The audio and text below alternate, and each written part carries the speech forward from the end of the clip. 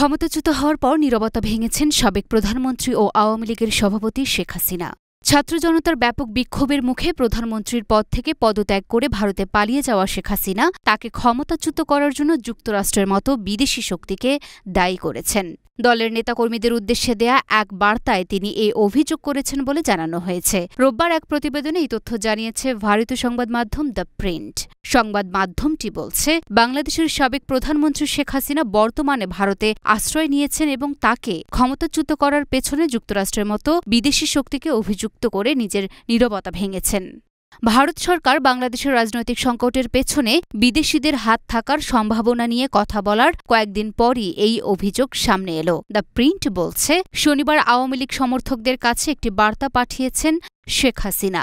বার্তাটি the print দেখেছে বলে দাবি করেছে। সেখানে হাসিনা বলেছেন, আমি ক্ষমতায় থাকতে পারতাম যদি আমি সেন্ট মার্টিন এবং বঙ্গোপসাগর আমেরিকার কাছে ছেড়ে দিতাম। হাসিনা সরকার বহু বছর ধরে যুক্তরাষ্ট্রের সঙ্গে সম্পর্কের টানাপোড়েন দেখেছে। চলতি বছরের জানুয়ারির নির্বাচনের আগে হাসিনা বলেছিলেন, একজন শ্বেতাঙ্গ মানুষ তাকে একটি বিমান ঘাঁটির বিনিময়ে ক্ষমতায় মসৃণ প্রত্যাবর্তনের প্রস্তাব দিয়েছিলেন। নিজের সর্বশেষ বিবৃতিতে শেখ হাসিনা নতুন অন্তর্বর্তী সরকারকে এই ধরনের বিদেশি শক্তির মাধ্যমে ব্যবহৃত না হওয়ার জন্য সতর্ক করেছেন।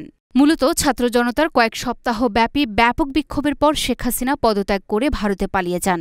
পরে বাংলাদেশের সংসদ ভেঙে দেয়া হয় এবং তার আগে সেনাপ্রধান জেনারেল ওয়াকারুজ্জামান শেখ হাসিনার পদত্যাগের ঘোষণা দেন।